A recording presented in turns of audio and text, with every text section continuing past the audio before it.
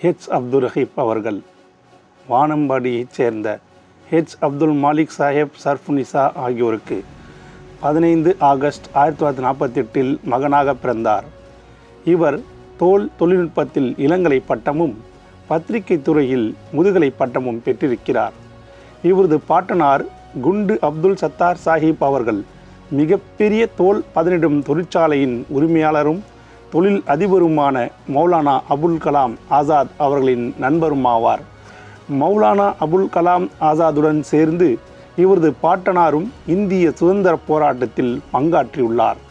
இவரது துணைவியார் காக்கா சஃப்ரா பேகம் அவர்கள் உம்ராபாத்தில் உள்ள புகழ்பெற்ற ஜாமியா தாருஸ்ஸலாமின் பொறுப்பாளரான காக்கா முகமது உமர் சாஹிப் அவர்களின் மகளாவார். இளமையிலேயே இஸ்லாம் மீதும் மிகுந்த ஆர்வம் கொண்டு இஸ்லாமிய இயக்கத்துடன் தன்னை இணைத்து கொண்டு துடிதுடிப்புடன் செயல்பட்டவர். இவர் ஜமாத்தே இஸ்லாமி ஹிந்த் தமிழ்நாடு புதுச்சேரியின் மாநில தலைவராகவும் சென்னை இஸ்லாமிய நிறுவனம் ட்ரஸ்ட் IFTயின் பொதுச் செயலாளராகவும் பொறுப்பு வகித்தவர். புதிதாக இஸ்லாத்திய தலைவர்களின் ஆன்மீக பயிற்சிக்காக Islamic centre Vellore, Islamic centre Madurai ஆகியவற்றை உருவாக்குவதில் உற்ற துணையாக திகழ்ந்தவர். சுனாமி எனும் பேரழிவின் போது அயராது பாடுபட்டவர். வீடுகளையும் உடைமைகளையும் இழந்து துன்பத்திற்குள்ளான சகோதரர்களின் துயரை துடைக்கும் வகையில் நாகூரில் 100 வீடுகளையும் கோட்டக்குப்பத்தில் 20க்கும் மேற்பட்ட வீடுகளையும் கட்டி கொடுக்க ஜமாத்தே இஸ்லாமியின் தலைவர் என்கின்ற முறையில் மும்முரமாக செயல்பட்டவர். 20க்கும் மேற்பட்ட கிராமங்களை ஜமாத்தின் சார்பாக தத்தெடுத்து அக்கிராம மக்களின் வாழ்வியல் மேம்பாட்டிற்காக உழைத்தவர்களில் முதன்மையானவர். தற்போது நேஷனல் கமிட்டி ஆன் இஸ்லாமிக் பேங்கிங்கின் ஒருங்கிணைப்பாளராகவும் அகில இந்தியா முஸ்லிம் தனிநபர் சட்ட வாரியத்தின் நிறுவன உறுப்பினராகவும் வானம்பாடி இஸ்லாமிய பைத்துல் மாலின் தலைவராகவும் ஹியூமன் வெல்ஃபேர் ஃபவுண்டேஷன் நியூ டில்லியின் அறங்காவலராகவும் சமரசம் மாதம் இருமுறை இதழின் ஆசிரியராகவும் board of Islamic publication new டெல்லியின் உறுப்பினராகவும் உம்ராபாத்தில் உள்ள ஜாமியா தாருஸ்ஸலாம் பல்கலைக்கழகத்தின் செயற்குழு உறுப்பினராகவும் தில்லியில் உள்ள சஹூலத் மைக்ரோ ஃபினான்ஸ் சொசைட்டியின் அறங்காவலராகவும் மற்றும் Indian centre for Islamic finance new டெல்லியின் பொது செயலாளராகவும் பணியாற்றி வருகிறார். கடந்த 20 ஆண்டுகளாக இந்திய முழுவதும் வட்டில்லா வங்கி இன்ட்ரெஸ்ட் ஃப்ரீ பேங்கிங் முறையின் கருத்தை மக்களிடையே பரப்பி வருகிறார். வட்டில்லா வங்கி முறை மூலம் சமூக ஒற்றுமையையும் பொருளாதார நீதியையும் ஏற்படுத்த வேண்டும் என்பதே இவரது நோக்கமாகும்.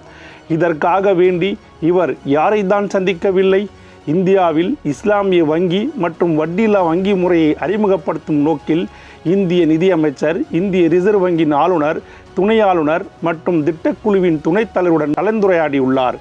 வங்கி ஒழுங்குமுறை சட்டத்தில் திருத்தம் செய்வதற்கான தனிநபர் உறுப்பினர் மசோதா தொடர்பான வரைவு ஆவணத்தை நிபுணர்களுடன் இணைந்து தயாரித்துள்ளார்.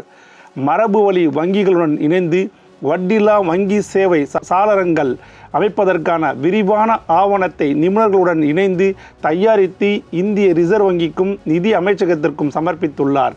டாக்டர் ரகுராம் ராஜன் தலைமையில் திட்டக்குழுவின் நிதித்துறை சீர்திருத்த உயர்மட்ட குழுவின் கலந்துரையாடி அதன் பரிந்துரைகளில் வட்டில்லா வங்கி குறித்த கருத்துக்கள் இடம்பெற வழிவகுத்துள்ளார்.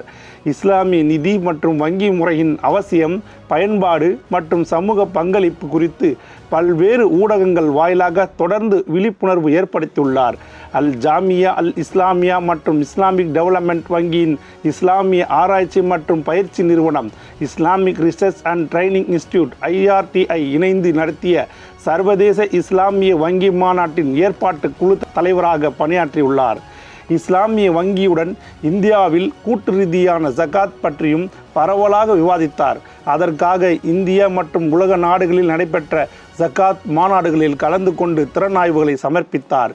இந்தியா 2047 இந்திய முஸ்லிம்களுக்கான செயல் திட்டம் எனும் திறனாய்வு கட்டுரையை சமரசம் இதழின் மூலம் சமர்ப்பித்தார். சிறந்த எழுத்தாளராகவும் சிந்தனையாளராகவும் திகழ்ந்தவர். தமிழ், உருது, ஆங்கிலம் மொழிகளில் நூல்களையும் முன்னணி பத்திரிகைகள், இதழ்கள், காட்சி ஊடகங்கள், வலைதளங்கள் மூலமாக ஏராளமான கட்டுரைகள், உரைகள், திறனாய்வுகள் என இஸ்லாமிய பொருளாதாரம் மற்றும் இஸ்லாமிய வங்கியில் சார்ந்த பல்வேறு சிறந்த கருத்துக்களை எழுதி இளந்தலைமுறையினரிடம் கொண்டு சேர்த்துள்ளார். இவர் பெற்ற விருதுகளில் சில: 2008 திருச்சிராப்பள்ளியில் நடைபெற்ற இஸ்லாமிய தமிழ் இலக்கிய அமைப்பின் முதல் மாநில மாநாட்டில் அவருக்கு சிறந்த பத்திரிகையாளர் விருது வழங்கப்பட்டது. தொழிலதிபராக தூள் ஏற்றுமதியாளராக சிறந்து விளங்கிய இவருக்கு 1987 பல முறை சிறந்த ஏற்றுமதியாளருக்கான விருது வழங்கப்பட்டது.